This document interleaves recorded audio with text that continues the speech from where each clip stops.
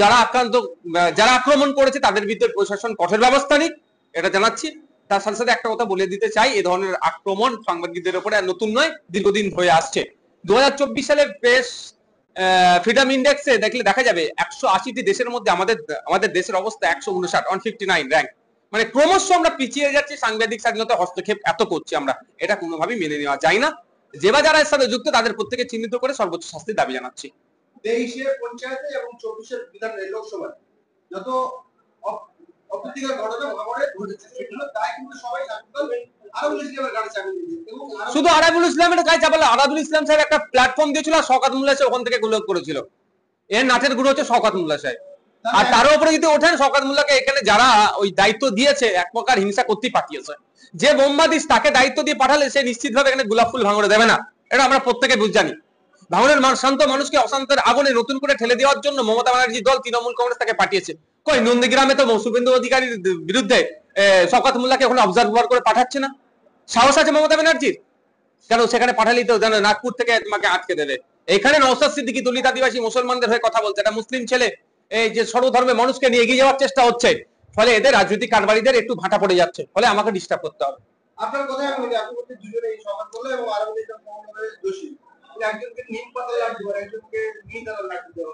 এখন মিহিদানার লাড্ডু দিচ্ছে সরকার সাহেবকে, দুদিন পরে দেবে ওনাকে নিম পাতার লাড্ডু দেবে। কারণ একটা ছোট্ট ঘটনা বলে দিই, কদিন আগে আপনারা দেখেছেন West Bengal STF, West Bengal পুলিশের এসটিএফ কিছু কার্তুজ উদ্ধার করেছে। আমি যতটুকু জানি উদ্ধার হয়েছিল উত্তর 24 পরগনায়, আর মামলা হচ্ছে দক্ষিণ 24 পরগনার জীবনতলা থানায় এফআইআর হচ্ছে। এখানে একটু বুঝতে হবে, লাড্ডু নালে এই কিসের লাড্ডু বললেন, আর একটা কি বললেন, মিহিদানার থেকে নিমের দিকে টান দিচ্ছে। একটা বিষয় যেটা দেখা গেল যে অভিষেক ব্যানার্জি সেদিন সম্মেলনে বললেন যে গাদ্দারদের ঠাঁই নেই, যারা দলের সঙ্গে গাদ্দারি করেছে তাদের জায়গা হবে না। অথচ আমরা দেখলাম 2021 বিধানসভার আগে যারা দল ত্যাগ করে চলে গেছিল, সব্যসাচী দত্ত এবং রাজীব ব্যানার্জি সহ আরো অনেকে আছে, তারা ফিরে এসে তারা আবার নতুন কোর কমিটিতে জায়গা পেল। অথচ আরাবুল ইসলামকে গাদ্দার বলে তাকে দল থেকে বহিষ্কার করা। শোনেন আমি একটা কথা বলি, এই দলের জন্য দলিত আদিবাসী মুসলমানদের অবদান এই দল মানবে না। আরাবুল ইসলামকে অস্বীকার করতে পারবেন না। আরো লোকজন আছেন যারা যারা দলটাকে প্রতিষ্ঠা করলো, যারা পিছড়ে বর্গে, তারা আজকে জায়গা পাচ্ছে না। গাদ্দারদের ঠাঁই নেই বললেও গাদ্দারদেরকে সামনের সারিতে রাখে। আর পঞ্চায়েত নির্বাচনের সময় কি বলেছিল, যারা নির্দল থেকে দাঁড়াবে তাদেরকে দলে ফিরাবো না। আর আমরা কি দেখলাম, নির্দল থেকে যারা জিতেছে কাউন্সিলর থেকে পঞ্চায়েতের মেম্বার, তাদেরকে আবার দলের ঝান্ডা ধরিয়ে তৃণমূলের ঝান্ডা ধরে দলে নিচ্ছে। এদের কথার সাথে কাজের মিল না। ওর কথা বলেন না, পচে গেছে। ও জায়গা তৈরি করার জন্য হিন্দু হিন্দু করছে না, হিন্দু পাঞ্চার মুসলমান তো মানেই না শুভেন্দু অধিকারীকে। নাম নেবেন না, নাম নিয়া মানে মানে বাংলা রাজনীতি কুলুষিত করছে, বাঙালির যে ঐতিহ্য সেটাকে ধ্বংস করছে।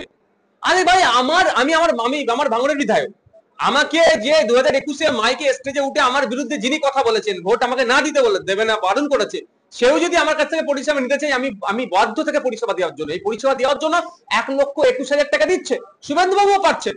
তাহলে প্রত্যেকটা জাত ধর্ম বর্ণ নির্বিশেষে তার নির্বাচনী ক্ষেত্রে মানুষকে তাকে পরিষেবা দিতে হবে।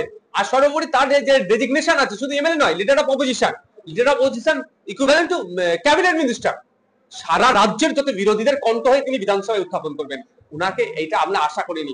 উনাকে আমি সত্যি একটা সময় বলেছিলাম যে উনি বিরোধী দলনেতা হিসেবে ভালো, তখন বলেছিলাম যখন আনিস খানের হয়ে কথা গলা ফাটিয়েছিল, যখন বীরভূমে বক্তিয়ার হয়ে তিনি কথা গলা ফাটিয়েছিল, আমি একটা আশার আলো দেখছিলাম যে অনেকদিন পরে পশ্চিমবাংলায় একটা এমন লিডার অফ অপোজিশন পেয়েছি যে বিভিন্ন ইস্যুতে তিনি আওয়াজ তুলছেন। কিন্তু দুর্ভাগ্যের বিষয়, দিনের শেষে দেখছি সেই সব রসুনের কোলা মানে পেছনে এক জায়গায় এসে বেঁধে যাচ্ছে। 10 তারিখে আবার বিধানসভা হবে, 10 তারিখে চিৎকার করবো বিধানসভার মধ্যে দাঁড়িয়ে, কারণ ভাঙড়ের হেভি সংখ্যক মানুষ আমাকে ভোট দিয়ে পাঠিয়েছে এই অন্যায়ের বিরুদ্ধে বলার জন্য। অলরেডি এর আগে বলে দিয়েছি, সম্ভবত গত এই মাসের 18-19 তারিখে একবার বলেছি, যদি দাম কন্ট্রোল না থাকে আবার বলবো। আমি নিশ্চিতভাবে বলতে পারি ইমামের কথা বলতে পারি যে আছে, আমি তাকে নিশ্চিতভাবে, সে কোনো প্রকার আইন বিষয়ে তিনি কোনো সন্দেহ নেই। কারণ একজন মানুষকে তার যে বাসস্থানের যে অধিকার এখান থেকে বঞ্চিত করা যায় না, তাকে তার যে ঘুমের যে মৌলিক অধিকার সেখান থেকে বঞ্চিত করা যায় না। যারা করছেন তারা সঠিক কাজ করছেন। এই যে খবর আমরা করার পরে কলকাতা হাইকোর্টের, আপনি যে হাইকোর্টে প্র্যাকটিস করেন, সেই হাইকোর্টের আইনজীবীরা বিনা পারিশ্রমিক বলেছে ইমাম সাহেবের পাশে দাঁড়াবো। একদম কথা হয়েছে রাত্রিরে সকালে যখন এই হাইকোর্ট থেকে গিয়ে বারুইপুরে কোর্টে দাঁড়িয়ে রয়েছে, ইমাম সাহেব এলে তাকে এসপি অফিসে নিয়ে যাওয়া হবে এবং বারুইপুর থানাতে নিয়ে যাওয়া হবে। তিনি কোনো মতেই ফোন তুলছে না, হোয়াটসঅ্যাপে মেসেজ করে বলছেন যে আমার উপরে খুব প্রেশার আছে, আমি সরি, আমি যেতে পারছি না। আমি আবার বলছি, আপনাদেরকে একটু সাহস সঞ্চয় করতে হবে, যে আপনি যত বেশি পেছবেন তত বেশি আপনাকে পিছিয়ে রাখবে। ফলে আমি মনে করি বলিষ্ঠভাবে আপনার উপর অত্যাচার হলে আইনি ব্যবস্থা রয়েছে। আপনি এই দেশে ভাববেন না যে ওই প্রশাসনই শেষ কথা বলে, একদম না। আমাদের দেশের সংবিধান এখনো সুরক্ষিত সংবিধান রয়েছে, সেই সংবিধানের বিভিন্ন যে ধারাকে ইনভোক করে উপযুক্ত ব্যবস্থা নেওয়া যায়। আইনি এই সংবিধানের মধ্য থেকে, সংবিধানের দায়রার মধ্যে বিভিন্ন আইনি ব্যবস্থা নেওয়া যায়। ফলে আমি মনে করি যে সাহস সঞ্চয় করে সে আইনি ব্যবস্থা তারা গ্রহণ করতে পারে। এই যে শুভেন্দু অধিকারী, শেষ প্রশ্ন করবো আপনাকে। শুভেন্দু অধিকারী আমরা দেখতে পাচ্ছি তিনি যখন তৃণমূলে ছিলেন তখন বিভিন্ন মুসলিমদের অনুষ্ঠানে ইফতার পার্টিতে যেতেন, মাথা টুপি করে সেই জায়গায় বসতেন। এখন তিনি বিজেপিতে গিয়েছেন এবং বিরোধী দলনেতা হয়েছেন, একের পর এক মুসলিম বিদ্বেষী বক্তব্য রাখছেন। সেইটা থেকে আমাদের পশ্চিমবঙ্গ তথা ভারতবর্ষে দেখতে পাচ্ছি বিভিন্ন জায়গায় হিন্দু মুসলিম যে সংস্কৃতি রয়েছে সেটা নষ্ট হচ্ছে। তার উদাহরণ বারুইপুর, বিন্দাখালী। এই প্রসঙ্গে আপনি কি বলবেন? আমি বলবো যে যদি মনে হয় যে বিরোধী দলনেতার কোনো বক্তব্য সাম্প্রদায়িক সম্প্রীতি বিনষ্টকারী এবং সেটা আইন ভঙ্গকারী, আমি রাজ্যের মুখ্যমন্ত্রী তথা পুলিশ মন্ত্রীকে বলবো তার বিরুদ্ধে উপযুক্ত আইনি ব্যবস্থা গ্রহণ করুন।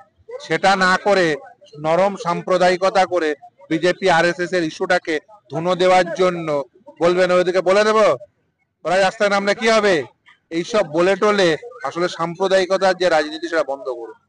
আর আপনি দেখুন, রাজনৈতিক স্বার্থে দুদিন আগে ইফতার পার্টিতে গেছেন, দুদিন পরে এসব কথা বলছেন, তারপরের দিন আবার রাজনৈতিক স্বার্থে অন্য কথাও বলবেন। ফলে এরা কি বলছে, এদের তো অবস্থানের ঠিক নেই। গতকাল যে অবস্থান ছিল আজকে সেই অবস্থান নেই, আবার আগামীকাল যে সে এই অবস্থান থাকবে তা নয়। গতকাল ভোটের জন্য ফেজ টুপি পরে ইফতার পার্টিতে গেছিলেন, আজকে ভোটের জন্য বলছেন আমাকে ভোট দিয়েছে হিন্দুরা, আগামীকাল ভোটের জন্য অন্য কথা বলতে হলে অন্য কথা বলবেন। আদর্শহীন রাজনীতি করলে যা যা করতে হয় তাই তাই করছে। আদর্শহীন রাজনীতি, অন্য কিছু না।